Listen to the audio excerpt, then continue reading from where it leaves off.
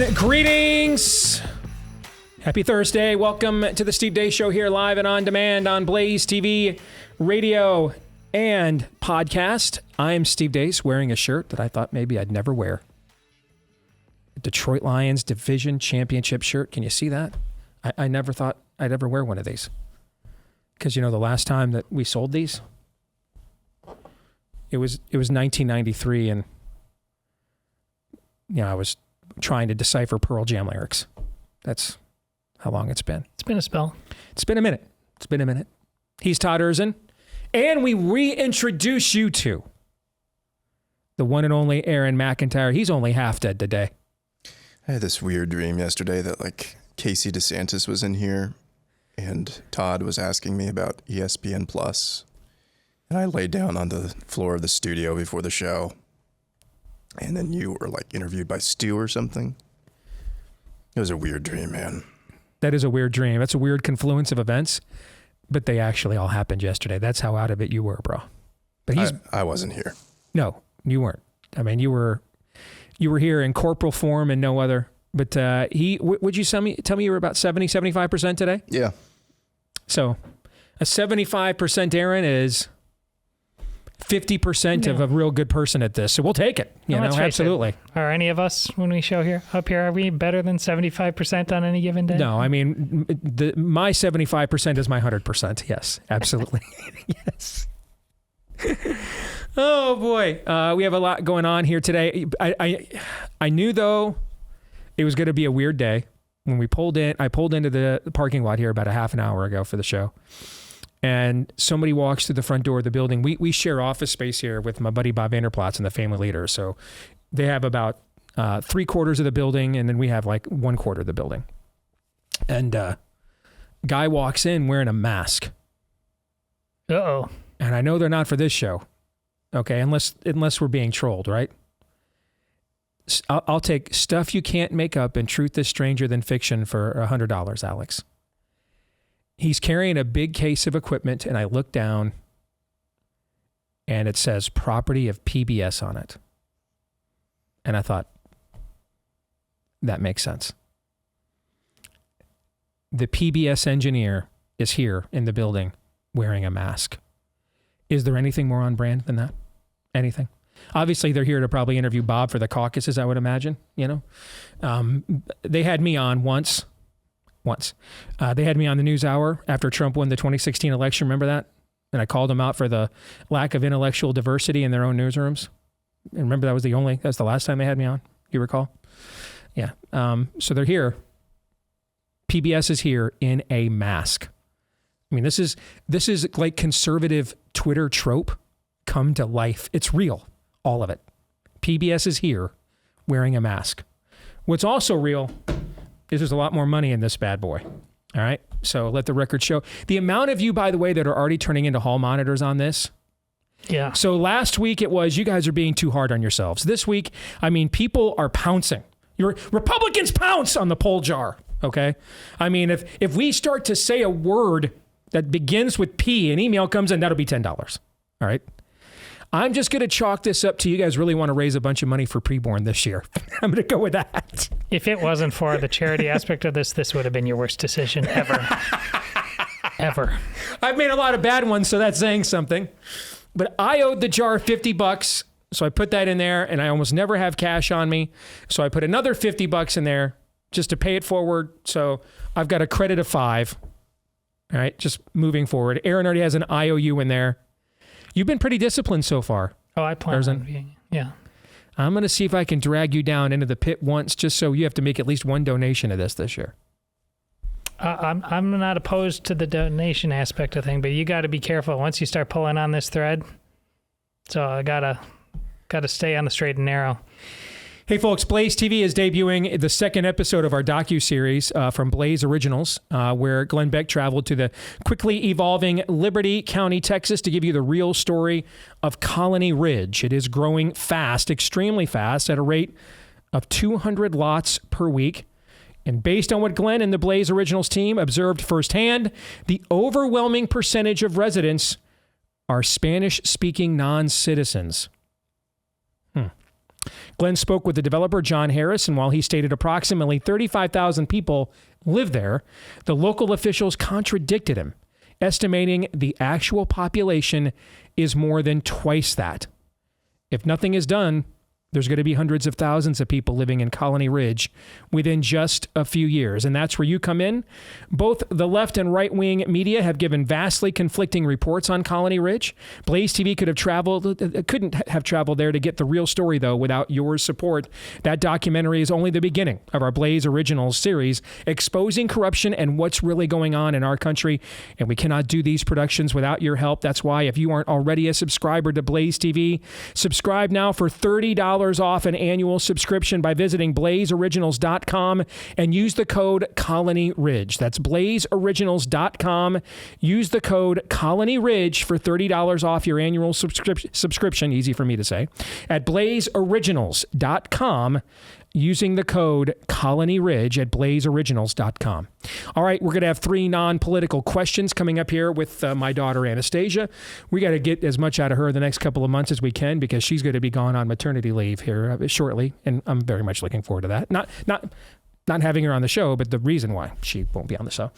She'll be joining us here at the bottom of the hour, Theology Thursday. Remember, next week we are beginning our series on the 18th. We're beginning our series on Know Thy Enemy, a nefarious Bible study. If you want to get your copy, do it now so you can do the series with us. The code to see the videos, because we're going to talk as if the videos have already played, because we can't fit all that into the show format. So the code to see the videos is right inside the study guide when you buy it at Amazon.com. You're looking for Know Thy Enemy, a nefarious Bible study. That will start next week. But this week, gentlemen, I have a question from a woman in the audience that I think a lot of people have a similar story and question. And we're going to discuss that for Theology Thursday this week. And then the return. The weekly prophet of woe and lamentation. He had to be delayed a day so we could fit Casey DeSantis in yesterday.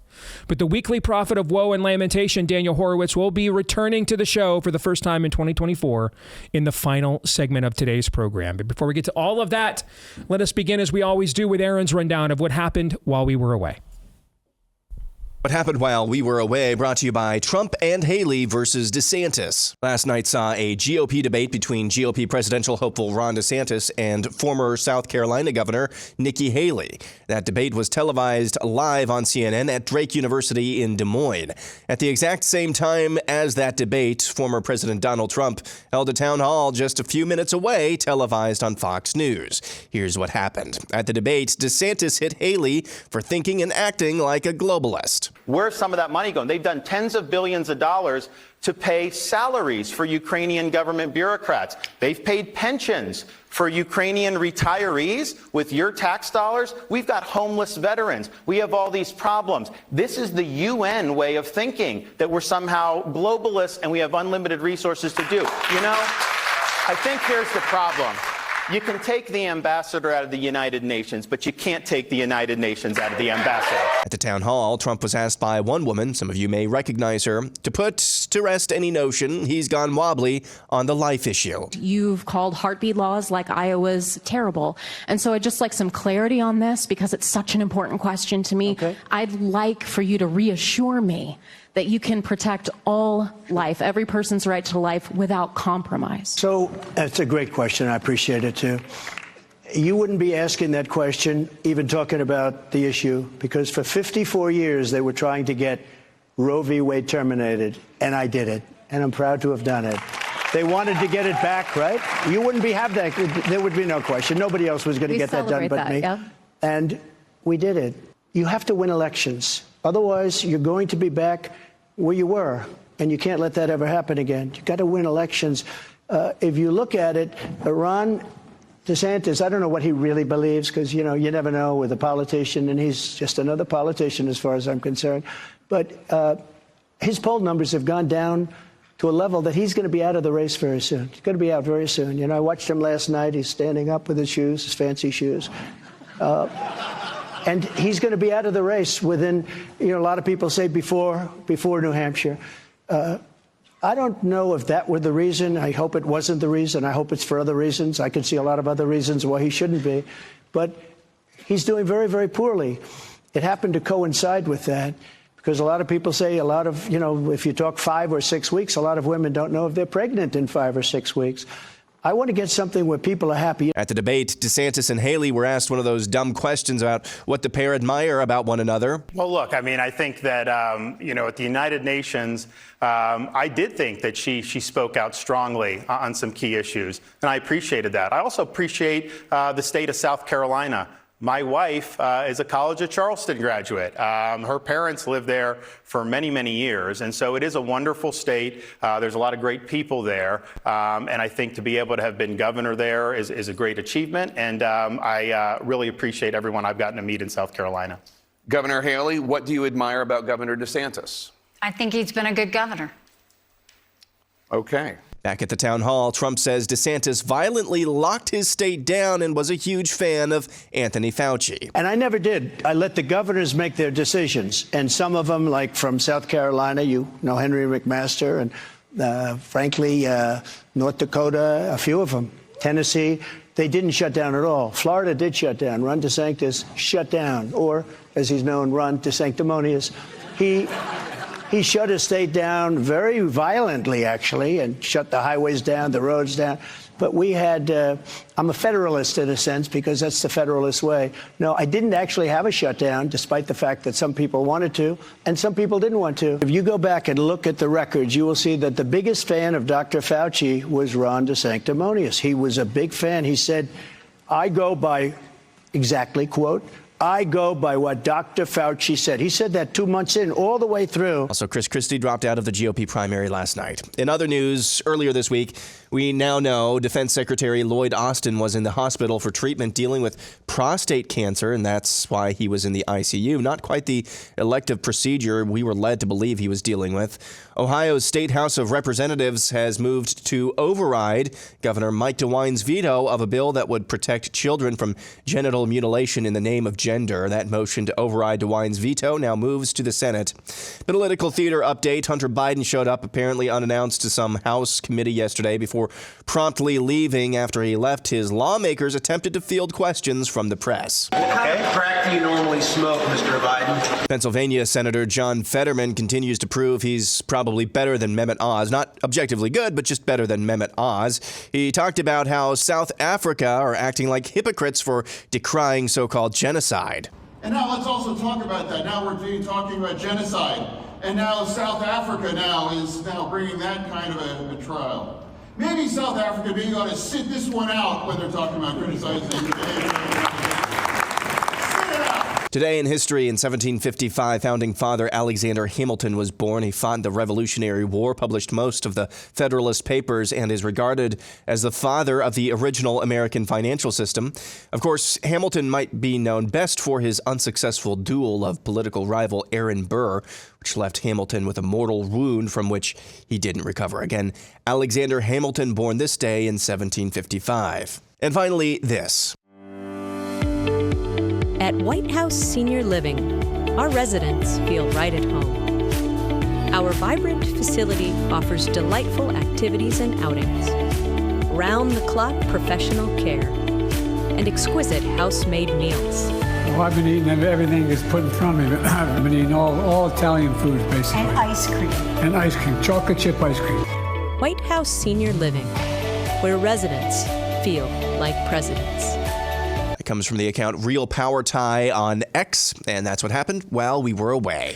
Aaron's montage. Before I get to who presented Aaron's montage, Aaron, can you do me a quick favor here live on the air? Sure. Can you go into my Twitter feed and get the tweet that I just resubmitted a minute ago from April 13th, 2020, please? Can you grab that? Sure. Because I want to revert back to that here in just a moment. Aaron's montage is brought to you by our friends over at Samaritan Ministries. Even though we're into 2024, it is not too late to take a look at healthcare sharing with Samaritan Ministries. It's not insurance. It's a community of Christians paying one another's medical bills. And because it's not insurance, they're not bound by things like open enrollment. So you can join any time of the year, even today. Check out the 3 reasons Samaritan Ministries could be right for you and your family. 1, you're now part of a Christian community, so when you have a medical need, fellow Samaritan members send money directly to you to help pay your medical bills. You'll do the same for them, and even more importantly, all the while praying for and encouraging one another. 2, no networks, which puts you in control of your family's healthcare. You know what's best for you, so you choose the doctors and facilities that you want to go to, have a say in the treatments they do or do not have. And then 3, you set your own start date. You can join today and begin healthcare sharing with Samaritan Ministries, or choose what month you'd like to start in the future. It's all up to you. So regardless of what your situation is, check them out and consider joining 80,000 Christian households across the nation who stand ready to care for one another spiritually and financially when it's needed the most. Go to SamaritanMinistries.org/Steve Deace and join today. SamaritanMinistries.org/Steve Deace. That's SamaritanMinistries.org/Steve Deace. Okay. 2 things. Number 1, I thought it was better than average overall performance from DeSantis last night. I thought there were several easy opportunities to push back on things Nikki said that he missed, and I tweeted about them in real time. But the contrast between the two in terms of poise and polish was stunning. I mean, Nikki Haley was clearly shook up. Maybe some of it was what came out about what Chris Christie said at the beginning, put her on edge. I don't know. But she certainly looked like, by the end of it, she certainly looked like the woman that she has said many times inspired her to get into politics, Hillary Clinton, because that was shrill. I mean, that was shrill at the end. So, I mean, I don't know how big of a win you get debating the 3rd place candidate, but if the goal was to end Nikki Haley and to nuke her, I think that mission was largely accomplished last night. It went so poorly for her, I'm told. She left the debate, did not do her post-debate interview on CNN, but had Chris Sununu do it in her place instead. I mean, it was a disaster. I mean, she did a better job selling Google ads for an obscure website than she did selling her candidacy last night. So, any quick thoughts on that before I move on to the other thing I want to address here in more detail? Yeah, I was a bit surprised right out of the gate that went right to it, but once I saw that it was obviously a plan, and a plan that he was dedicated to sticking to, and then a plan that he was dedicated to sticking to, and it was bringing success, because Nikki Haley had enough energy to survive that for a little while, but over on, it unraveled on her, and it's not just people like the Steve Deace Show who think that Nikki Haley lost. Pretty much everybody thinks she lost. And I think the calculus being made is the most successful chance we have in the Iowa caucuses to make it abundantly clear to everybody that this is just, your vote is between 2 people. And we can't really have you thinking about anybody else other than the John Kasich 2, 3, 4, 5% that goes out to people who are... Steve always talks about people who don't want to waste their vote. There's always a small portion of people that are all too happy to waste their vote on somebody who has 0 chance. But I think mission accomplished. Anybody who's serious about this thing knows that this is just a decision between 2 men. Yeah, I only caught about 45 minutes plus before the NyQuil kicked in, and I kicked the can and called it a night. But I was a little concerned the first, especially 15, 20 minutes. It was at best a stalemate, but I would say I thought he hit his stride, especially with that comment that you heard in the montage about, you can take the ambassador out of the United Nations, but you can't take the United Nations out of the ambassador. I thought that was a great line there. I think this is where it kind of started to go back to, I can't defend my record, so go to whatever that website was, .com.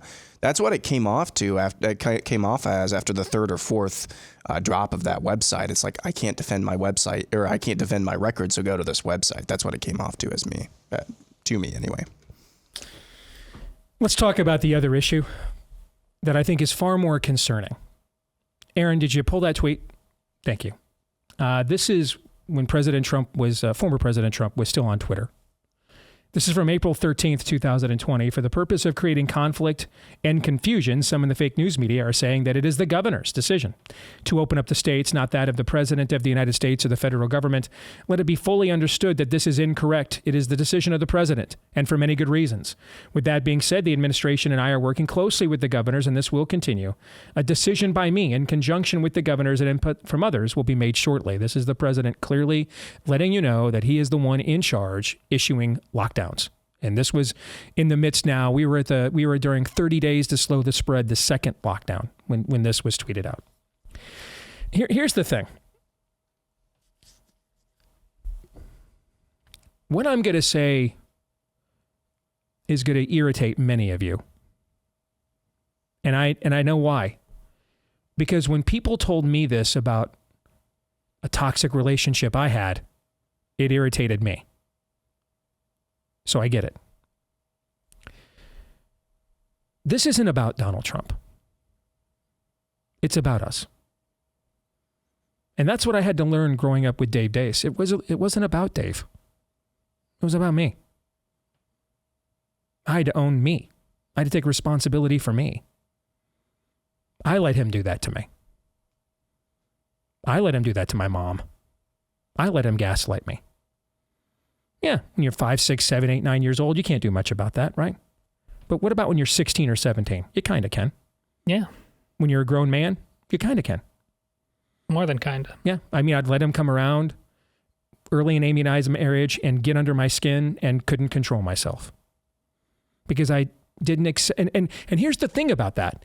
It was actually when I accepted my own responsibility in allowing him to do that to me, that it actually made our relationship better until he just kind of ran away and hid. Meaning that I was now able to just calmly say, hey, I'm not going to be a part of that. I love you, but, you know. And years later,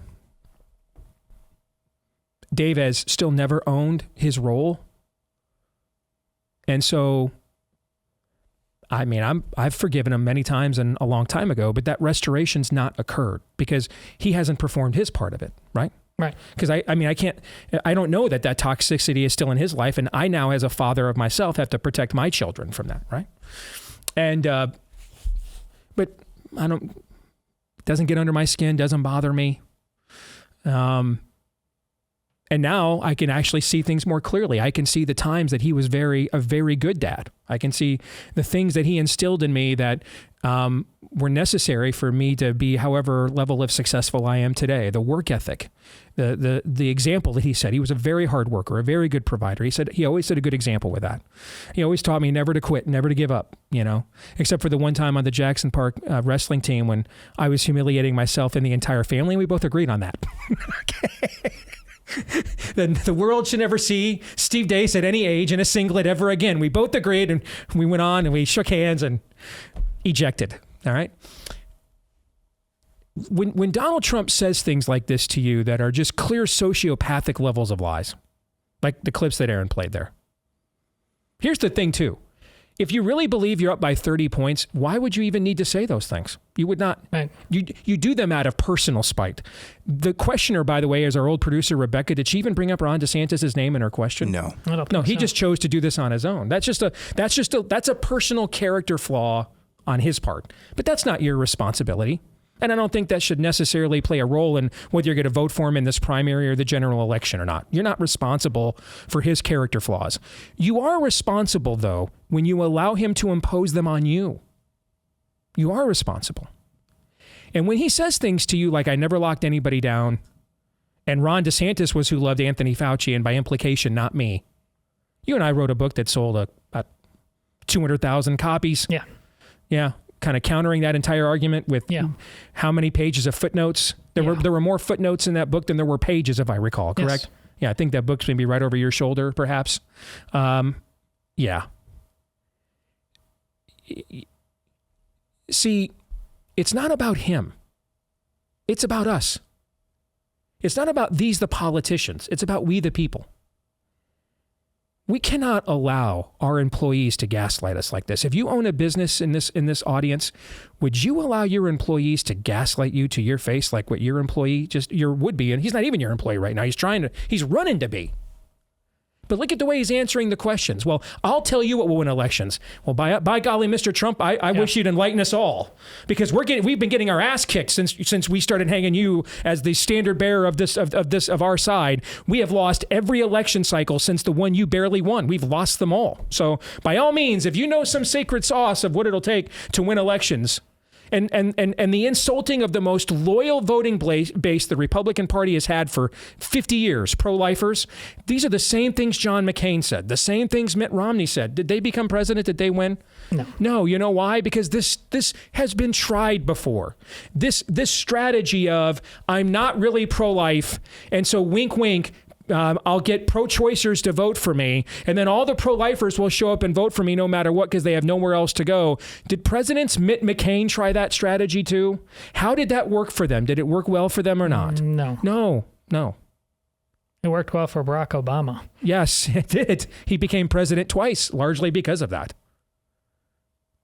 So if you allow your employees to gaslight you like that, then that's a you problem, man. That's not about Donald Trump. That's on you. That's abusive.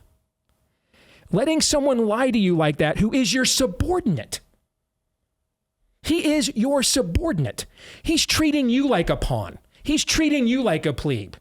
The assumption there is he can tell you whatever he wants, lie whatever he wants, and people will approve and giggle, and some people in the audience did.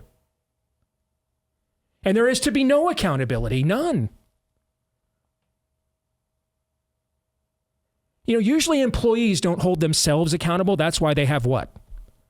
Bosses. Yeah. Who's the boss here? Us. Us! Do you even populist, bro? Do you even populist? That's abusive. To let someone just lie to you like that and gaslight you like that, especially because here's the thing. It wasn't avocado toast obsessed suburban progressive wannabe do-gooder who can work from home forever. He wasn't hurt by the lockdowns, was he? The guy that went out there? The guy that went out there who took his wife's last name and doesn't know what gender his kids are? It just sits on, that can work from Zoom forever. Was he the one hurt by Trump's lockdowns? No, he could just Netflix and chill time in memoriam, right? He's fine working at home on a laptop. Who was hurt by the lockdowns? The 10,000 of you that own small businesses. Those of you that are the roofers, the truckers, you were the ones hurt. The ones working 40-hour weeks for a living. The ones with the small businesses, more than 10,000 of which were eliminated and never came back. Trump's meltdown with COVID hurt his own voters. It didn't hurt theirs, hurt his own. Who were the ones who had to fight to not take that poison that he's proud to invent after the Biden mandate? His own voters were. You were. And by golly, man, maybe you don't get rich challenging the audience in this business. I don't care. Last year taught me any moment this could be taken away from me. Any moment I might go from a red carpet movie premiere to in an ER half conscious and maybe dying. So I'm going to tell you what someone needs to tell you. And I'm going to do it because I love you and I love this country. You cannot let any of your subordinates, I don't care if it's Mike Johnson, I don't care if it's Donald Trump, I don't care if it's Mitt Romney, John McCain, any of them, do that to you. And any movement or country or initiative, anything that has no accountability at all is of no use at all. That doesn't mean don't vote for him in the primary. Don't vote for him in the general. People are complicated. Right now, we have the worst stagflation we've had since Carter. This regime has got to go. We can't live like this in the short term. But in the long term, we're never saving this country without an ounce of integrity on our own side. We cannot allow our employees to treat us like pawns and to treat us like plebes. And that's what he did there. He is violating the social compact with his own audience, his own base, because he's assuming he can say and do whatever he wants and you will approve. And if that's true, that is not the fault of Donald Trump. It's yours.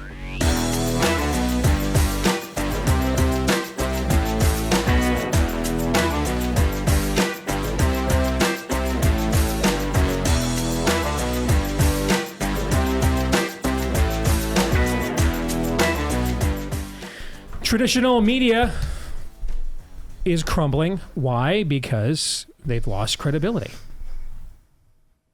We've learned that over the last generation, but especially so over the last few years.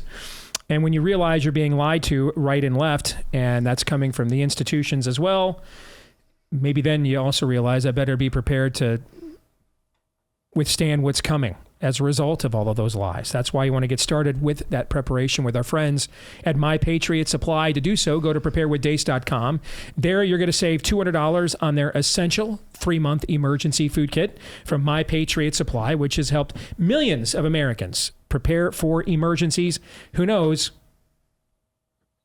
The next emergency could be your next. You know, the next time they tell us that could never happen here, and it happens here again. Sealed inside ultra durable packaging, their delicious meals last up to 25 years with storage and provide over 2,000 calories daily. That's breakfast, lunch, dinner, even drinks and snacks. 22 different types of meals and sides for plenty of variety as well. So again, $200 in savings for each of your family members at preparewithdace.com. And if you order by 3 p.m., you'll get free same-day shipping. Free same-day shipping by 3 p.m. today and $200 off at preparewithdace.com. Once again, that's preparewithdace.com.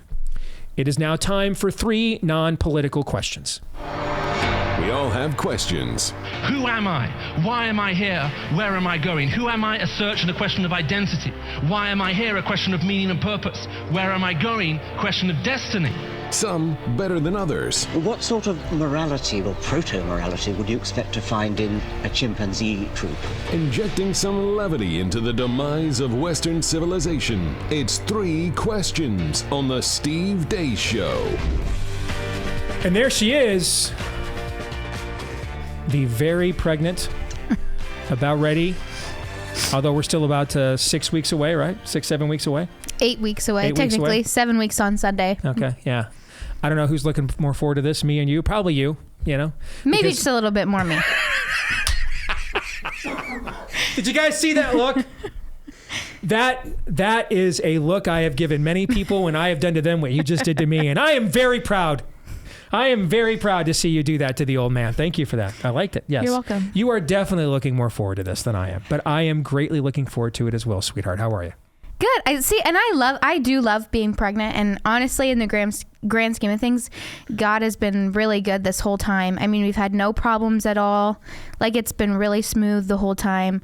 I'm just kind of getting past the point where it's like cute, you know, like there's a time when you're pregnant where it's like kind of cute to have like a little bump and like it's all super cute and everything, and now just everything feels heavy and big and ready to be done. So yes, I hear you. That's kind of the point that I'm at now. But we're excited. I mean, we're excited. Everything's ready to go. Everything's done. Her room is completely done. I still have some laundry of hers put away because some people like to buy her a lot of clothes. I wouldn't know anything about that. This girl has more clothes than I've probably ever owned in my whole life. It's insane. Same thing happened when you were born. It's crazy. Same thing. The first couple Christmases, what went on with you was ridiculous. And I remember being at my first men's group, and we were at breakfast, and one of the guys mentioned that him and his wife are gonna start installing with their kids that if 3 gifts was good enough for Jesus at Christmas, that's what they're getting. And I thought that is brilliant.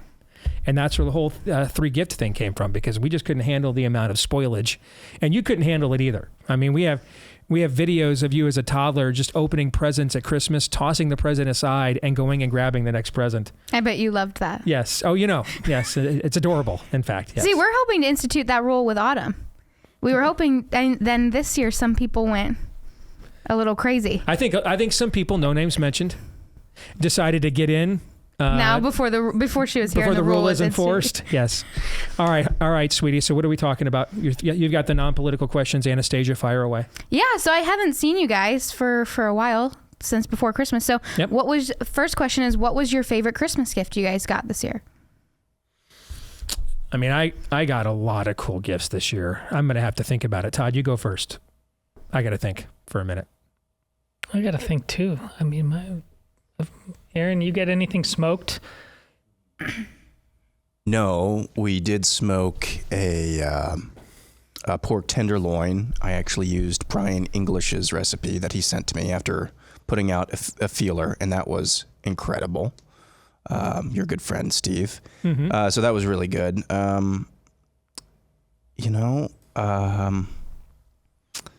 I have to go with, so my wife's grandpa, who just passed away, after he was out of the Navy, and my did he have a career that he did not, I guess, lead on to in the Navy that we didn't know about until he passed away. But after he got out of the Navy, he worked for Hallmark for the rest of his career, dealing with ornaments and things of that nature, of course, greeting cards as well. And so it's kind of a tradition on her side of the family that ornaments are kind of a big deal. So I got a couple of ornaments this year, one of which was a new one, Michael Scott ornament. We didn't put it up on the tree because there's a lot of other ornaments on the tree, so that one was pretty cool. Also got 150 rounds of 9mm ammunition from my parents. So there it is. Cool. Also got this bad boy for my in-laws, so I'm covering all the bases here. Nice. Did you come up? I got some really nice cigars.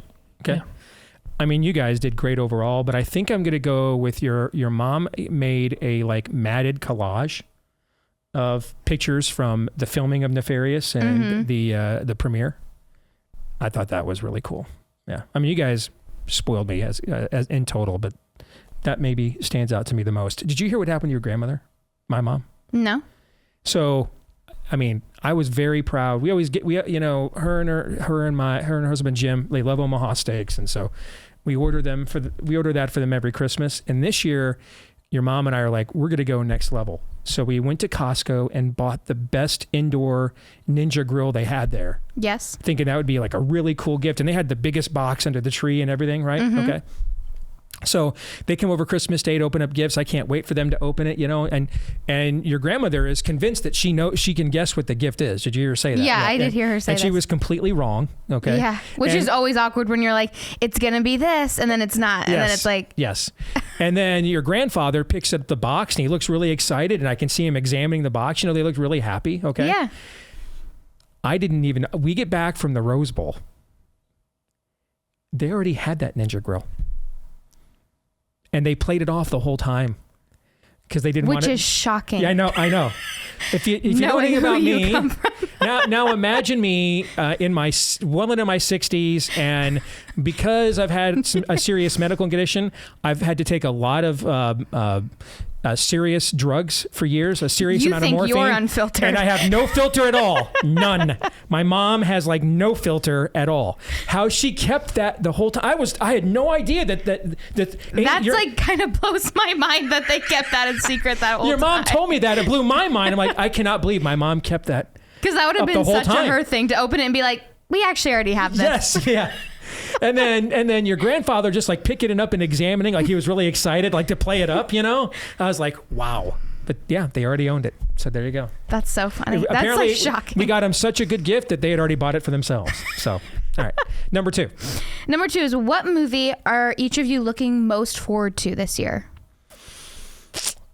Man, I looked at the gathering of films.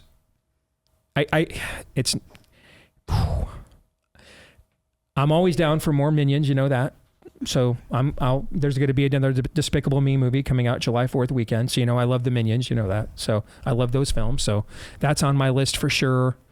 There is the next Dune movie. The first one was incredible. The next Dune movie comes out here in a couple of months. That will be high on my list for sure. For now, I guess I'll go with those two. Later in the year, there is supposed to be a an updated version of the first time Bram Stoker's Dracula was ever made into a movie, into a major film. It was a silent film classic called Nosferatu. And there is supposed to be an updated remake of that later this year. So maybe those three, because I would have said the final Spider-Man animated Into the Spider-Verse film, but it doesn't look like that's coming out this year now. So, Todd, what about you? I pretty much hope they all fail.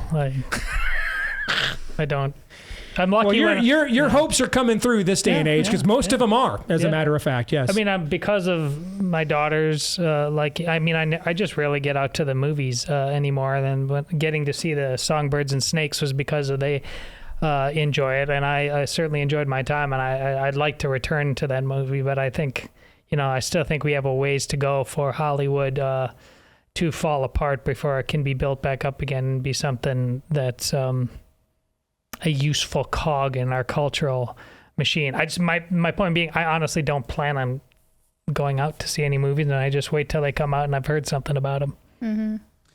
Yeah, I'm kind of where Todd is, so I guess I'll go with Despicable Me. I mean, it's going to be a big year for Universal, isn't it? Despicable Me, Planet of the Apes, that's Universal too, isn't it? I'm not sure, but I would say maybe Despicable Me. How bad is it that I'm looking forward to like a children's movie coming out? That's kind of where I'm landing here. It's what they've largely done with the industry, so it is what it is. All right, question 3. So my last question for you guys is, so you said the theme word for the show, but what is each of your guys' personal theme word for the year? Personal theme word for the year. Pardon me. I want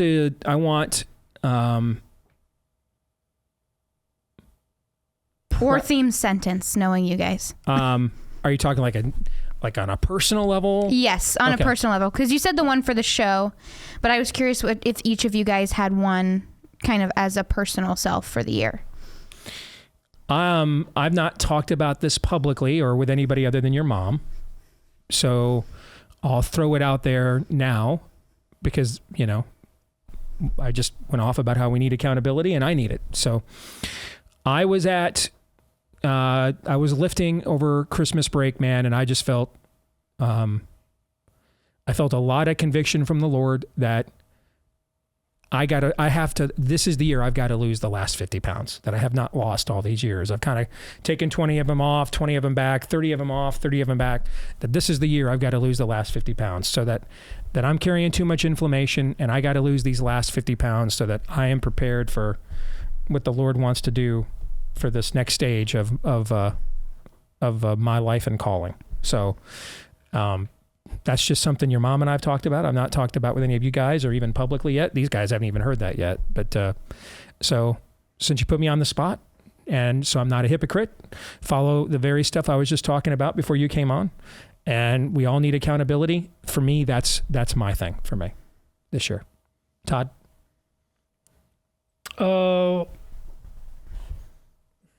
Prophetic, certainly one of them. But I think that's an important reminder and a carryover from year to year to understand who the prophets were, the times that they lived in, and what their calling from God was. And it was clearly to make people feel uncomfortable. I don't know what even word to put on it, but I'm definitely going to try to be more conscious of, instead of when I think about my family or what we're lost and causing that to be a point of legitimate worry, I'm going to try to harness that energy and boomerang it back around towards fulfillment, to make sure that they're seeing somebody who is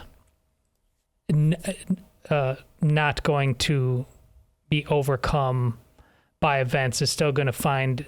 I'm going to be. I mean, I've started to listen. I've talked with Aaron about it because he has an education that's listening to classical music, which was not part of my background, to continue to try to enrich myself, because it's amazing when you listen to that classical music, and that was made, 400, 500 years ago, and you hear the emotion coming out, and we can connect. It's like a time machine.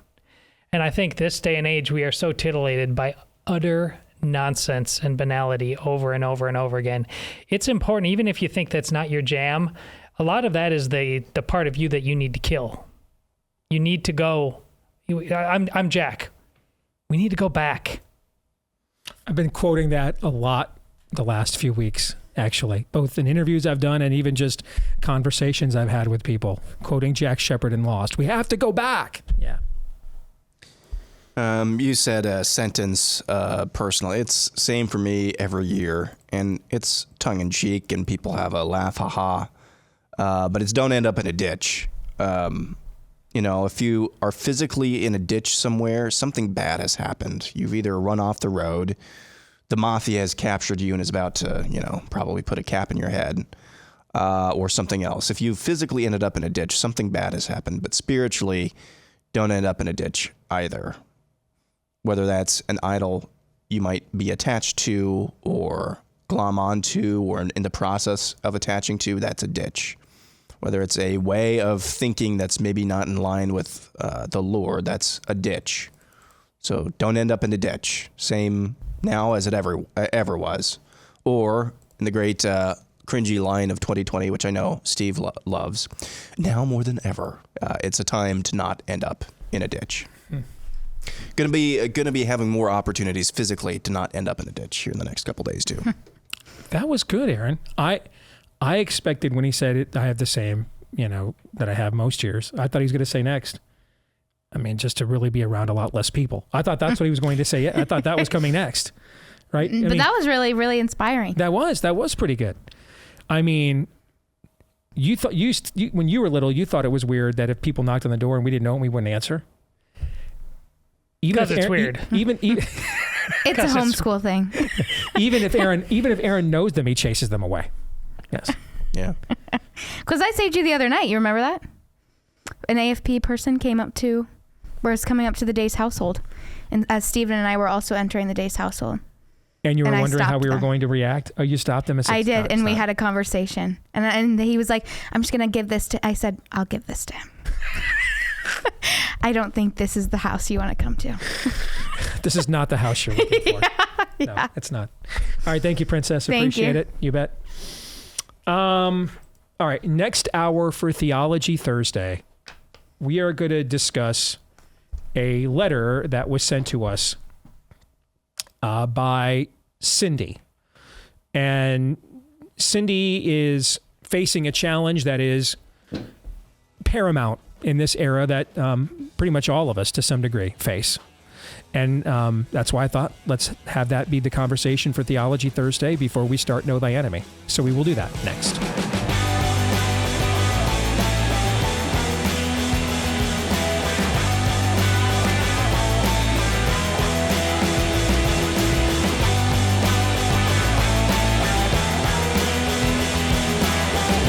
All right, back here with Hour 2, live and on demand on Blaze TV, radio, and podcast. I am Steve Deace. He's Todd Erzin. He's Aaron McIntyre. You are you. Let us know what you think about what we think via the stevedeace.com inbox. That's steve@stevedeace.com. DEACE. Like us on Facebook, MeWe, and Gab. You can follow me at Steve Deace Show on Twitter, Getter, Instagram, and TikTok. You can also, if you listen to the podcast and wouldn't mind doing so, leave us a 5-star review. And thank you to those who have. Only if you like the show, of course. If you don't, well, don't lie. But if you do, we would love it if you blew us up to a 5-star review. And then also make sure to hit subscribe or follow. That way, if you're on iTunes, it's follow these days. That way, every time we do a new episode, it shows up in your feed every single time. And thanks to all of you that have done that as well. We appreciate those too. Very much so. Also appreciate our friends over at Raycon. The new year is here. And so whether you're making big changes or just settling back into a consistent routine, chances are you could use some audio accompaniment for your journey. I know that's crucial for me when I'm at the gym, for example. Got to have the earbuds. Got to have the earbuds from Raycon. And they're the best and in terms of just allowing the noise to be isolated of any that I've ever tried. All right. So if you want a good pair of wireless earbuds that are indispensable in 2024 from premium audio at the perfect price point as well, then you got to go with Raycon. Their everyday earbuds look, feel, and sound better than ever with optimized gel tips that are perfect for in-ear fit. These earbuds are so comfortable and they will not budge. Raycons give you 8 hours of playtime and a 32-hour battery life as well. That's one of the reasons, among many, they've had tens of thousands of 5-star reviews, including from yours truly. So go to buyraycon.com/Steve today to get 15% off your Raycon order, RAYCON, plus free shipping. That's buyraycon.com/Steve to score 15% off and free shipping at buyraycon.com/Steve. 15% off plus free shipping. Breaking news, by the way. After reporting from the New York Times via The Athletic, ESPN is returning 37 Emmys. 37. Because it was found that the network used fake names to secure awards for college game day stars. I'm not exactly sure how you would use fake names, but because I don't know what the Emmy award-winning process looks like, because they don't give those kinds of things to people like us, right? We are not regime approved, okay? But these go all the way back to 1997. Da-da-da, da-da-da. I mean, just... Soap operas for men update. What is the standard?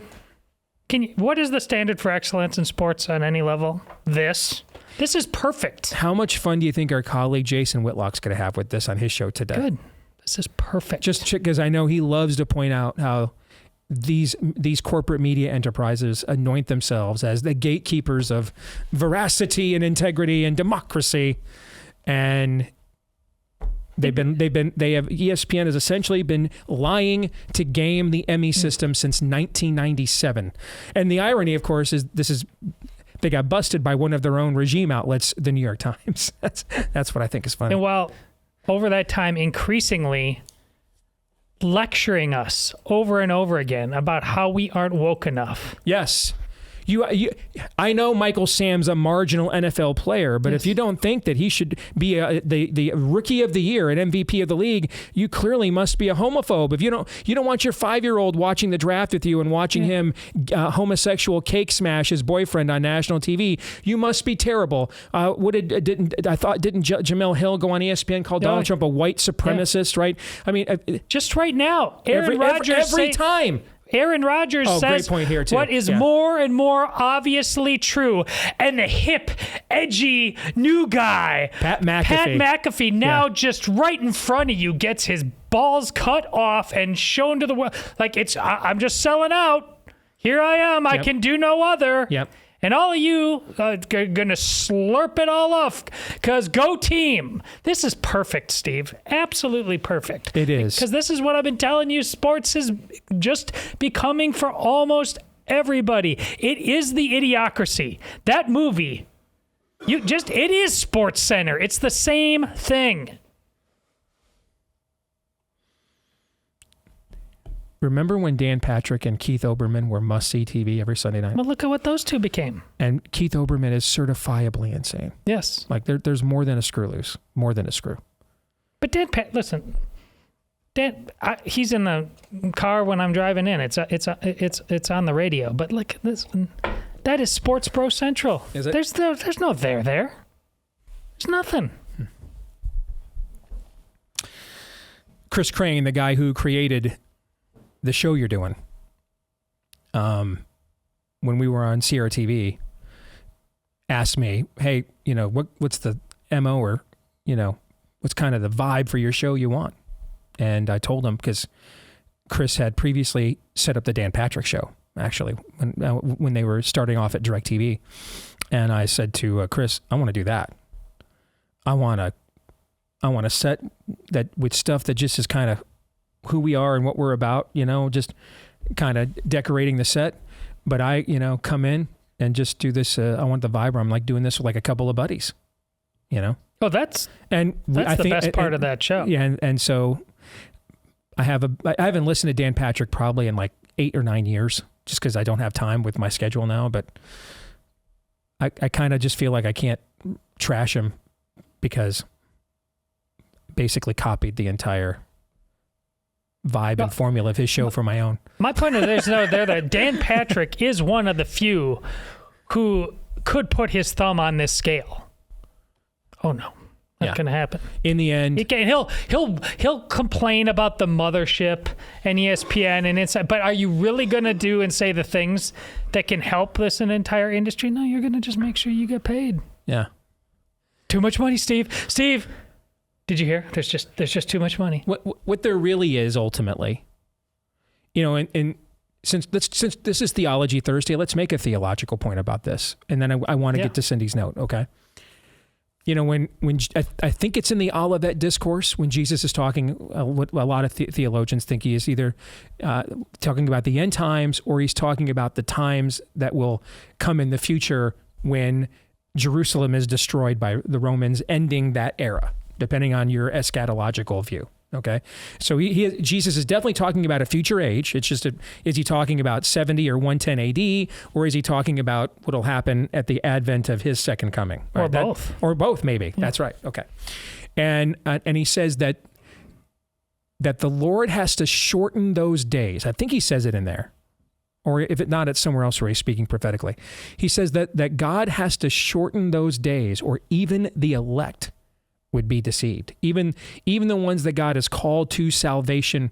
And so therefore, since you did nothing to earn your salvation, it was given to you by grace. All right, even those that have been given grace would be deceived if the times of that tribulation were not shortened. And I was talking to a good friend of mine this morning and about a different matter, and this actually came up in the conversation, what I'm about to say right now, but I think it applies in this context too. And I said to this buddy of mine, I said, I think I wonder if the reason that Jesus says that is because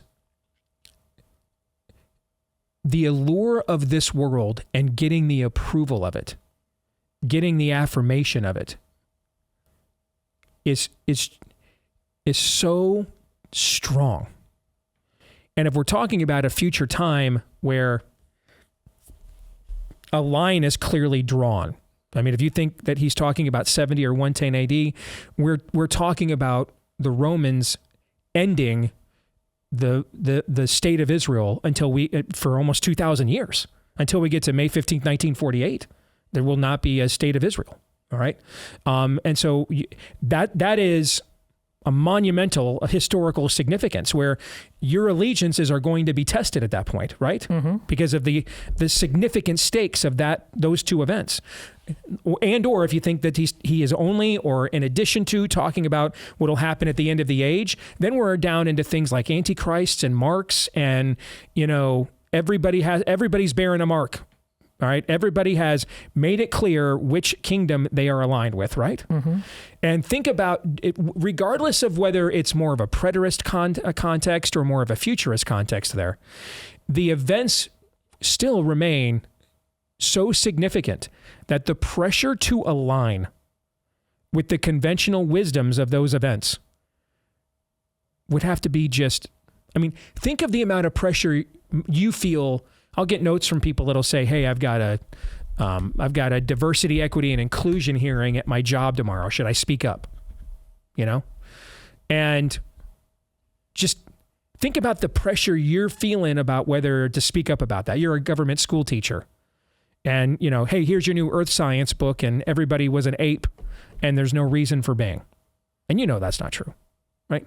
So, on a micro level, that pressure that we feel constantly to conform. I mean, I feel it. I'm in the broadcasting business. I'm not in the narrow road business. Now, my Savior's in the narrow road business, so that's the road I got to walk because my life is not my own. I was bought at a high price, right?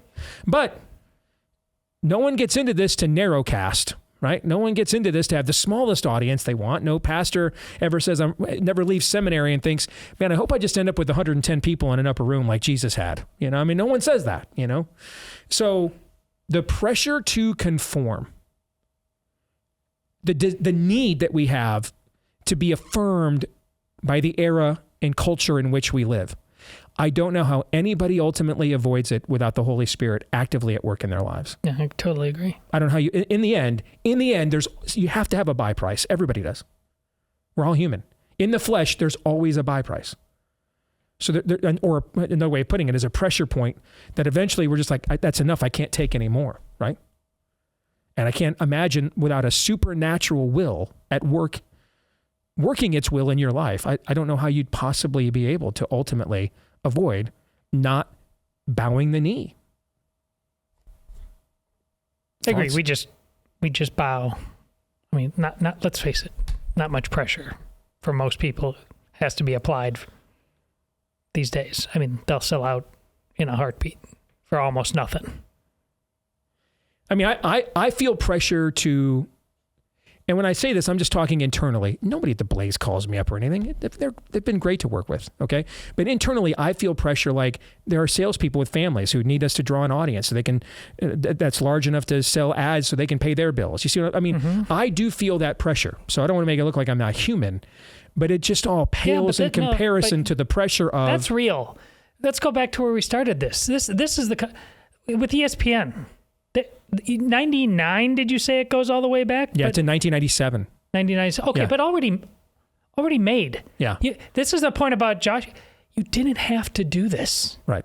They didn't have to like do what I this. said about Trump during if you're up by 30 points, you don't have to do stuff like that. You don't have to lie to your audience. So, can you imagine the applause that would have been in that room if Trump would have looked at actually Rebecca didn't ask the question about COVID. Whoever asked about that, can you imagine the applause in that room if Trump would have said, you know what, man, Fauci's a bastard. I should have fired him my last day in office and didn't.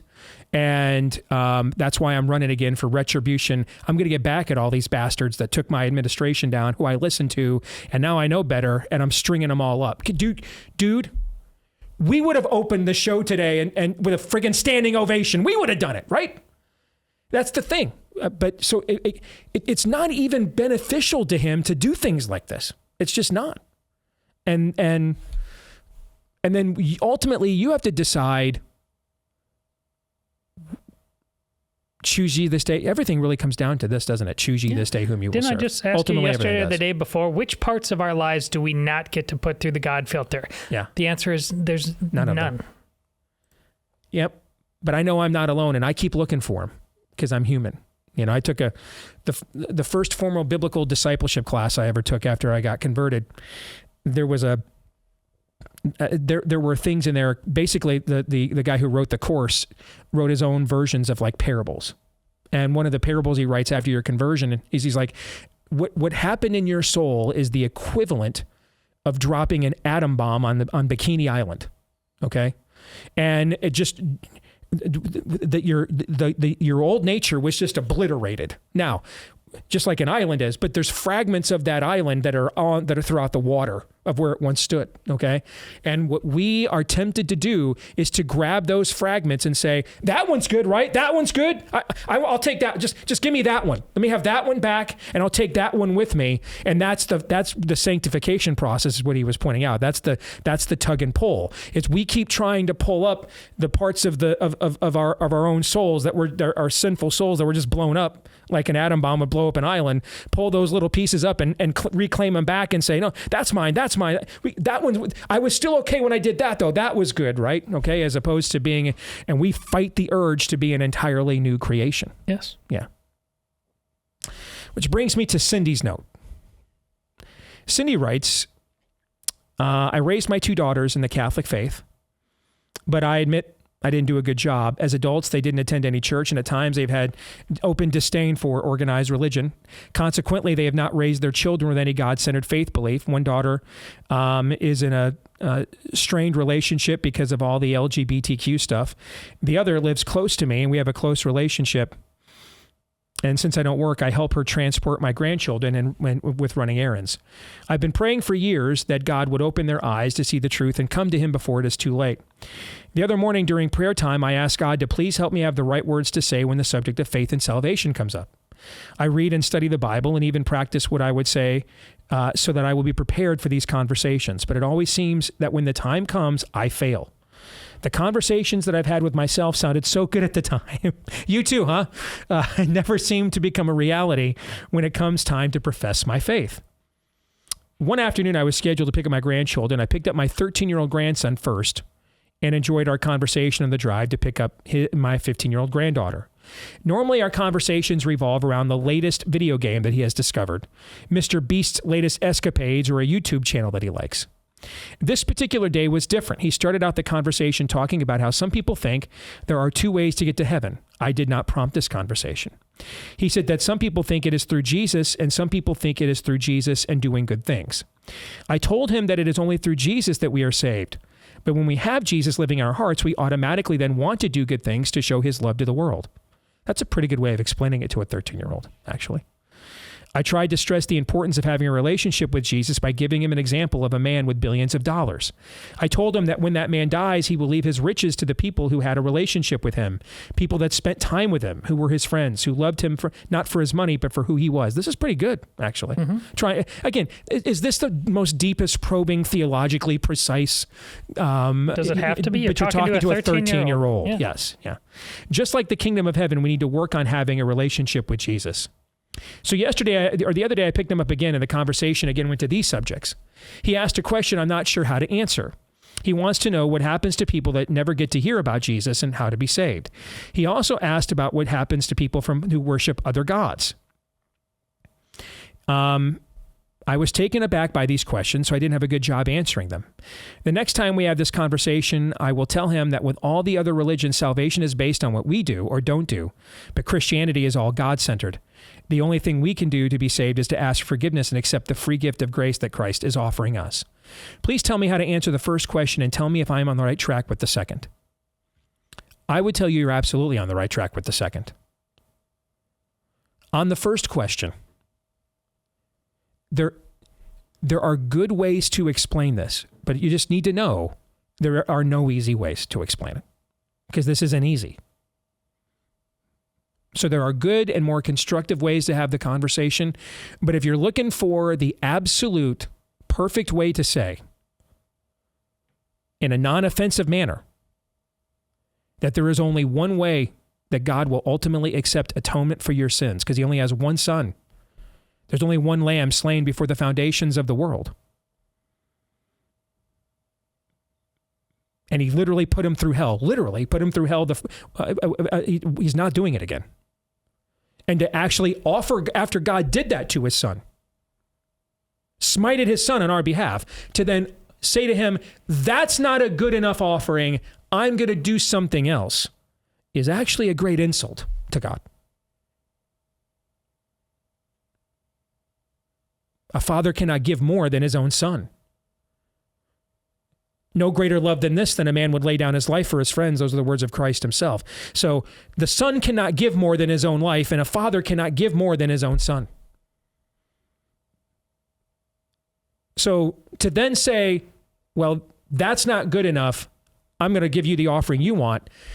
The first murder in the world occurs because that's what Cain thought. Abel gave God the offering he was worthy of. Cain gave God the offering that Cain thought he was worthy of. So I bring this all up. Now, I don't expect a 13-year-old to understand everything that I just said, obviously. But I bring that up to Cindy and everybody else in the audience who does understand, to disabuse you of the notion that there is a secret formula or mantra here by which you can guarantee in an unoffensive way you are going to tell people that God smited his son once for all mankind, and he's not doing it again. And he's not accepting any other offering for atonement ever again. You see what I'm saying? I want to make sure that because if you put that pressure on you, you're just never going to go there.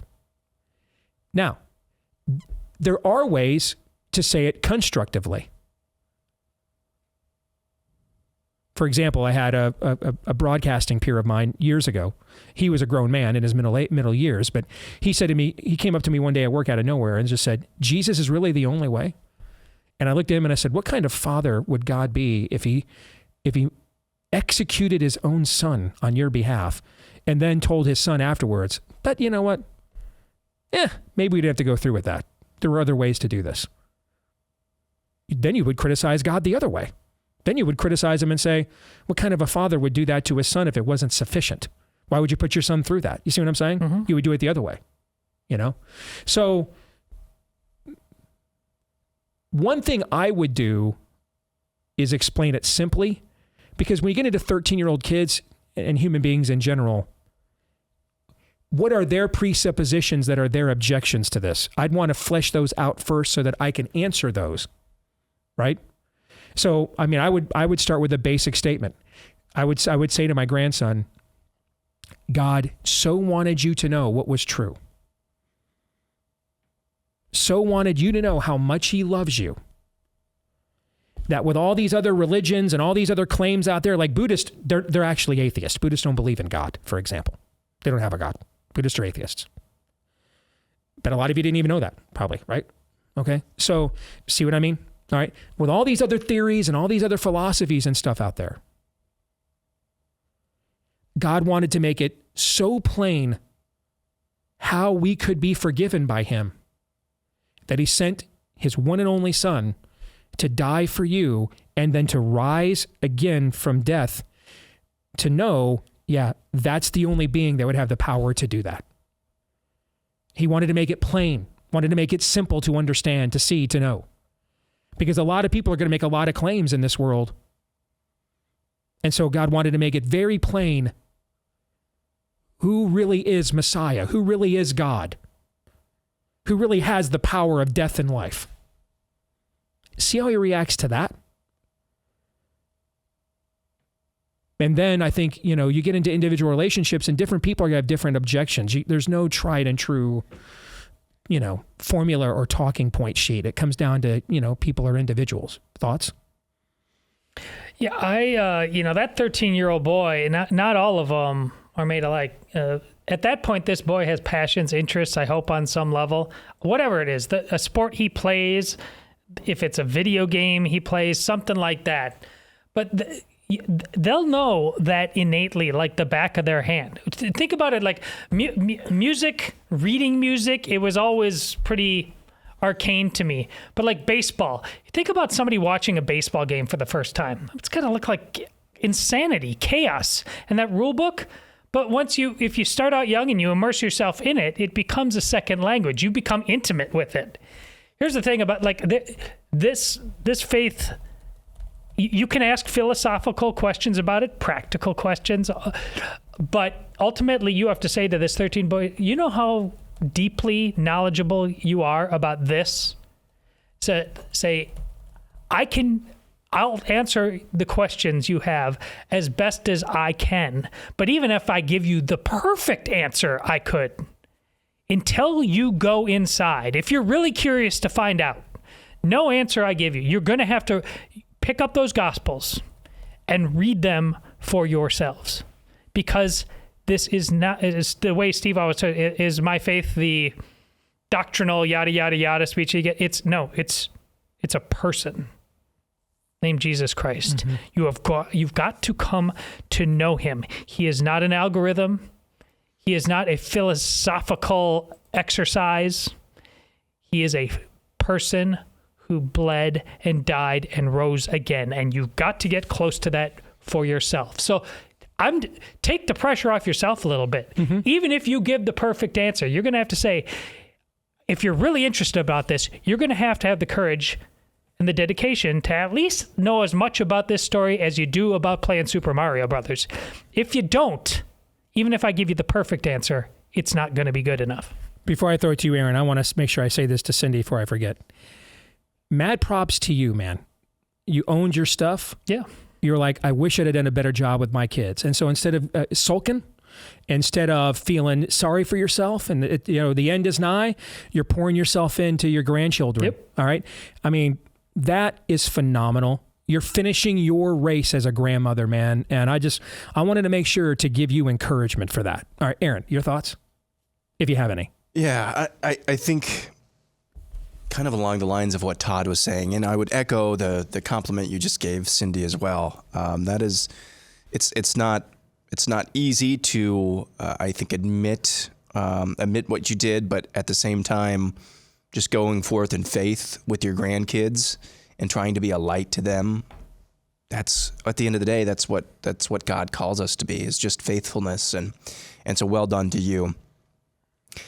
I would caution, it seems to me there's a little bit of, and I think you hit on this a little bit, Steve, there's a little bit of a desire to have this somewhat of a silver bullet answer that will just completely quash all your grandkids' maybe trepidations or objections to the Christian faith. And I struggled with this for a while, especially when it comes to the issue of the Trinity. What's a really good simile, or what's a really good example of how you could explain the Trinity in a way that unbelieving people would understand, or maybe that Christians who are struggling with it would understand? And you come to the conclusion, as I did, that there's no simile, there's no example, there's no allegory for the Trinity, because we're talking about God and we're talking about something that is unlike anything else. If something is unlike anything else, guess what you're not going to have? Simile, like or as. Instead, that's what actually Jesus does for us. The kingdom of heaven is like, the kingdom of heaven is like. In all of those parables, you see that he's actually condescending to us to help us understand. Mm-hmm. We can't do the same thing with others to some degree. There are some issues. I'm sure there are some issues. But on the biggest issue of all, is God who he says he is? Is Jesus God? And is Jesus, and did he do what he said he'd do? And did he rise from the dead? There's no silver bullet. There is only humility or rejection. That is at the end of the day. Yeah. Now, you don't come out guns blazing like, do you believe? You better believe this or you're going to hell. Turn or burn to a 13-year-old. No, that's probably not the way. But you can, I'm sure, I point to your own testimony of you coming to faith in Jesus Christ. I think this is vital. I was just going to say that before we broke. Yeah, what point you're to about your to own say here. testimony. Yeah. This is Grandma, right? Grandma Cindy? This is Grandma telling me about a very vulnerable point in her life.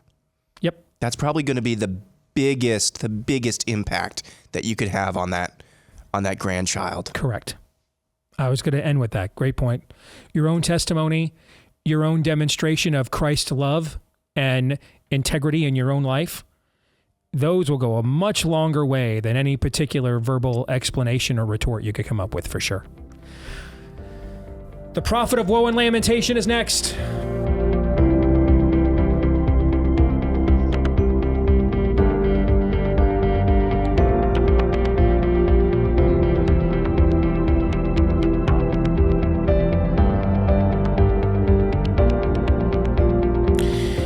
Back here on the Steve Deace Show.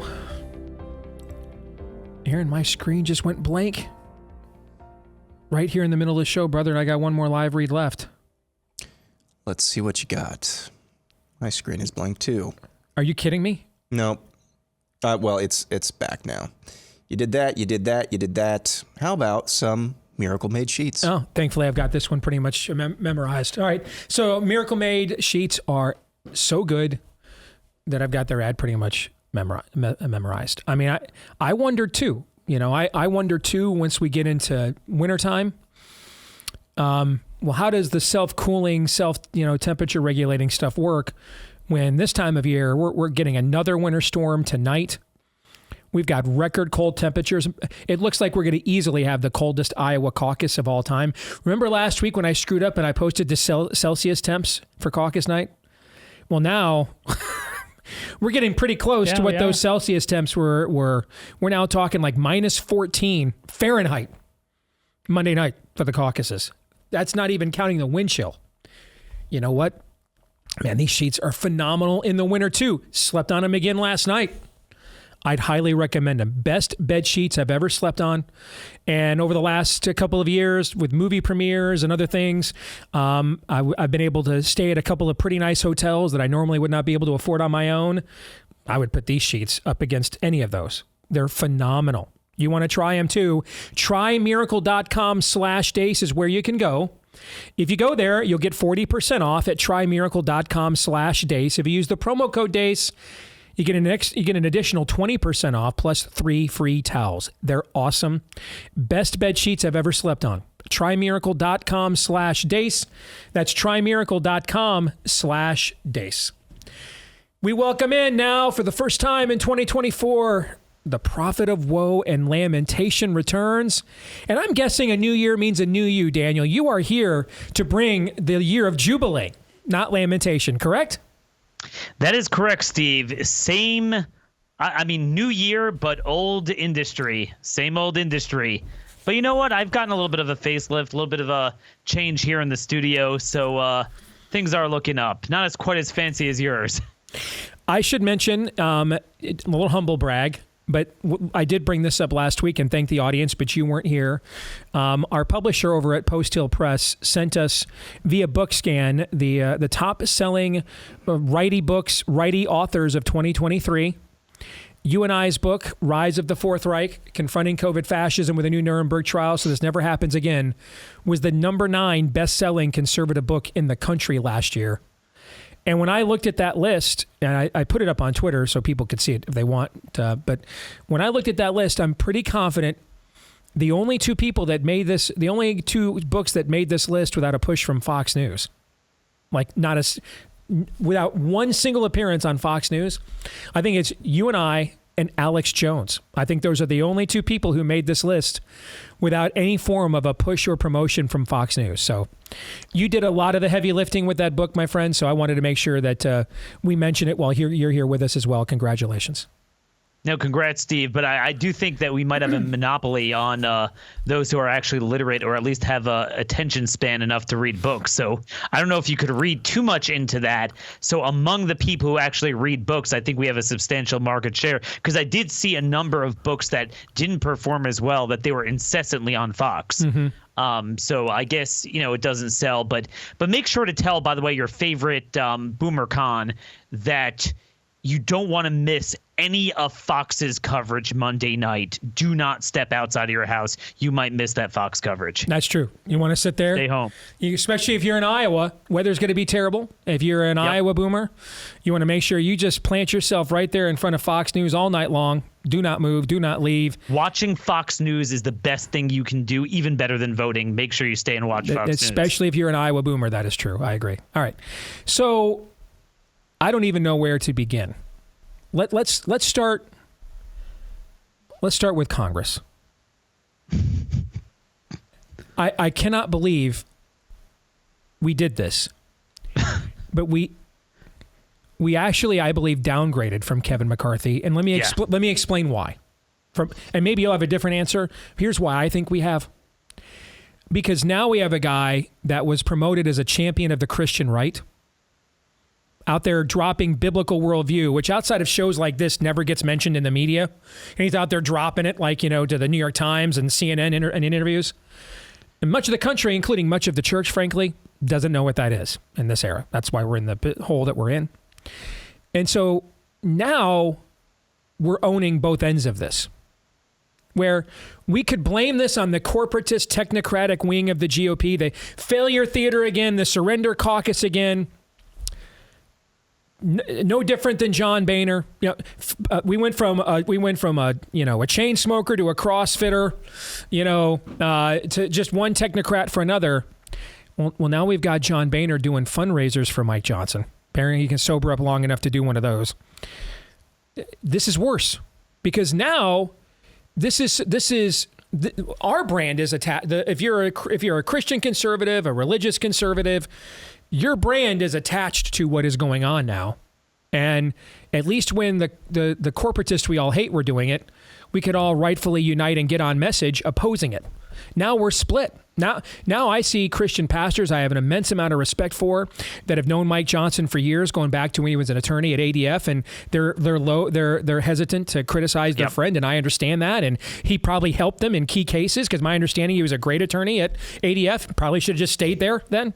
He's clearly not cut out for this on any level, because this Daniel is a disaster right now. I mean, Steve, you're right about that, but there's a number of dimensions here that I want to get into, both with Mike Johnson, but then what's undergirding him. So you're absolutely right. I said at the time of this fight a few months ago, the worst thing you could do is elevate someone who's perceived to be one of your own, but will not be a fighter. Because at least McCarthy, he had that pressure that he had to produce for the right. Here he has this pressure that he has to produce for the other side, which is why, if you've noticed, he's more maniacally obsessive with avoiding a shutdown than even Kevin McCarthy. This is his number one goal. He goes into a meeting with Schumer and Biden, and he says, I just want you to know one thing. We can't have a shutdown. We must find some sort of agreement. Like, all right, well, here's the agreement. And it's not even that. We saw that with the NDAA or the FISA reauthorization. Even where there's no shutdown, it's just you have a lapse of a reauthorization, but it's still appropriated for. He won't allow that to go past the deadline. So this is really, really bad. And then there's the other dynamic you mentioned, which is that a little bit about the biblical worldview. There is a big problem we face with the advent of the Trump movement, juxtaposed to the traditional Republicans since the rise of Trump, and that's this. Steve, you're either Mike Pence or you're Andrew Tate. Mm-hmm. You get what I'm saying? Yep. This MMA crowd, like, yeah, this is this false dichotomy we have now, that we no longer believe in Exodus 18:21 dictates of the attributes of a leader, a God-fearing man, a man who speaks truth. No, well, that's kind of boring. That's a loser. That's a cuck. The only guy who's going to get it done is a fighter. You got a bunch of wives. You lie a lot. Yeah, the religious guys turned out to be wimps. So now we've got to go Bronze Age. We got to go pre-Judaism and pre-Christianity now. A pre-biblical worldview. We got to go Bronze Age. Yeah, that's what we got to do. Pull. So at a time where we need a guy with a biblical worldview to achieve and accomplish outcomes, we pluck a guy who seems to believe in it, and he does Mike Pence all over again. So what that's going to do is to further fuel the notion on this young, secular, reactionary right that we need to go in the other direction, and then just have the gruffness and not the outcomes. So you have just the biblical citations without the outcomes, or just the gruffness without the outcomes. And that's what we're left with that false dichotomy. But then, Steve, there's a third dimension to this, which is about a lot more than Mike Johnson. And this ties back into the Iowa caucuses and Monday. This DeSantis versus Trump in a vacuum is not a big deal. Okay, if the Trump movement would be what it professed to be the last 8 freaking years. Remember, they've been on the watching on the wall for a long time. Here's what we would have. You would have a bunch of different races: governor, senator, House, state legislative leaders, Senate pro temp and speakers all over. And, you'll have a Nikki Haley type running, and you'll have maybe a Carrie Lake, very into the rhetoric, tapping into emotionally where the base is, but maybe not so consistent, grounded, effective on outcomes, depending on the issue. And then you'll have maybe a DeSantis type of person. And consistently for 8 years in the primaries, it's not the DeSantis type that's winning, but it's not the same old. It's these, Carrie Lakes, the people that would go on Steve Bannon's War. All right, maybe not quite where you and I maybe exactly wanted on every issue, but that's certainly a big change, upgrade, certainly something different. But Steve, the reality is we are worse off today. And I went through this because the Carrie Lakes aren't even winning. The Carrie Lakes aren't even winning. They're not winning. Yeah. The primaries are the same people. They're worse than ever. Nikki Haley, we laugh at her because she's not going to go she's not going to win the nomination, but she is the rule, not the exception, when it comes down the ballot every governor. They had a primary in Texas for governor. Several, including people who are independently wealthy that you and I both know, ran. A former Texas Republican Party chairman who served in Congress, Allen West, ran. Instead, those guys all got dissed and ignored by Trump. He endorsed Abbott, and Abbott got 75% of the vote. Mike DeWine, same thing in Ohio with Mike DeWine in that primary, same thing. It's not so much that if the outcome goes south for us on Monday that it's devastating because, maybe DeSantis wouldn't win. It's what it will ultimately consummate in its reflection. That we have no avenue to getting anything done on any level, anywhere, anytime. Right. That's the thing. Again, if we had the Republican leadership and, pedal to the metal in the House and the red states, all right, who needs the presidency? Maybe Trump will win. Maybe he won't. Maybe he wins the primary, doesn't win the general election. But this is the problem. It's distracted us. And Steve, we've gone backwards because now these guys have learned that all you need to do is superficially tap into the angst. Yeah, Biden with the border. Yeah, the Hunter Biden this. And then you do the same thing. So, a friend of mine just told me the entire South Dakota state legislative leadership just had a meeting with big, cheap labor donors and movers and shakers. And they said we need wide fences and high walls. They still want it. Even with everything going on, they have not changed one iota. Every red state is growing its Department of Education and Health and all the private NGOs that suck off of that and turn red states into a bunch of, tranny hellholes. But one jog to the right of the hell that the left has in the blue states, that's where we are. And then also, of course, it's the panic button that they know as long as you're Mr. Trump. So let me give you a vivid illustration of this. We have 5 people running for Senate from deep red states that are up in cycle right now. Within a few months, they're going to face a renomination. They're all going to breeze through renomination. And these aren't even like the Elise Stefanik, Nancy Maces that at least rhetorically give some sort of red meat in the hearings that, Hunter Biden, you have no balls. Right. Yeah. They're literally turtle talking Mitch McConnells. There's almost like a mutation when they were born or they were made in an AI lab. They're like bumps on a log that every DeSantis or Trump supporter would agree that they need to go. Correct. Roger Wicker in Mississippi. Yep. The 2 losers in Nebraska, Ricketts, who just said we can't have a government shutdown, and Deb Fischer, Kevin Kramer in North Dakota, and Barrasso in Wyoming. He's the number 3 guy. Yeah. To my knowledge, Kramer, Barrasso, and Wicker at a minimum have endorsed Trump. Barrasso just did this week. So we're good. There will be no primary. They painted the elephant's blood on the door, Daniel. Yep. And the angel of accountability will now pass over, and they have been redeemed. That's the one verse in Exodus we keep and we understand. And that's the thing. These guys, they're raping us in broad daylight on every issue.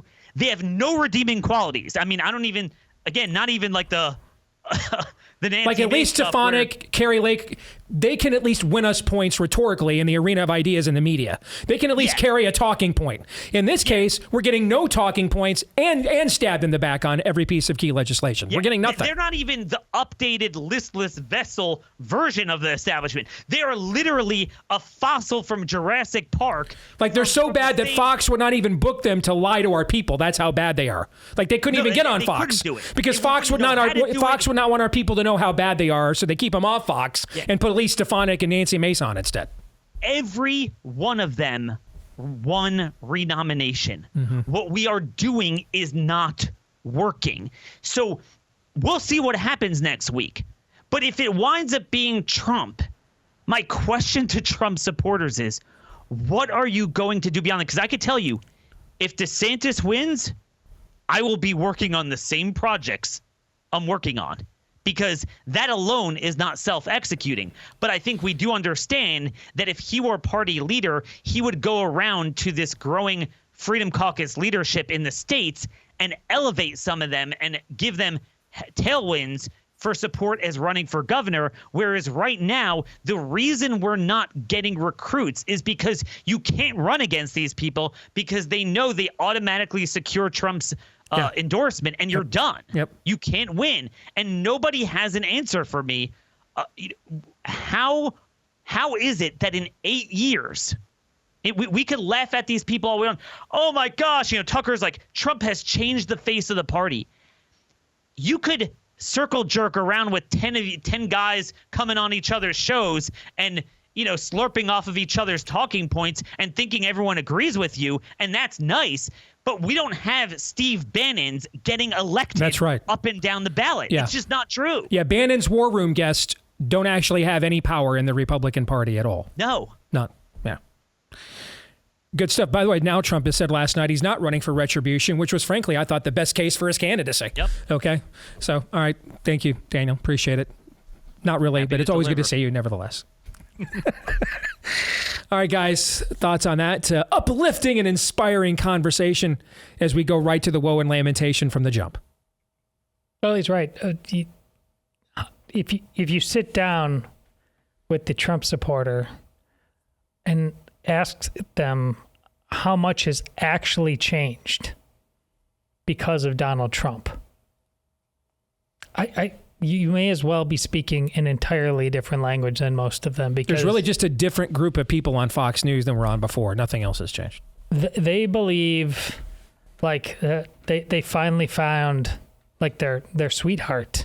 Like there's a level of marital bondage that they feel that they have engaged in. And what are you going to do about that? I mean, if nothing has in fact changed, but they think everything has changed, we're at a crossroads. Yep, we are. Back at it again tomorrow, noon to 2 Eastern, right after Glenn Beck, right here on Blaze TV. Until then, John 3:17.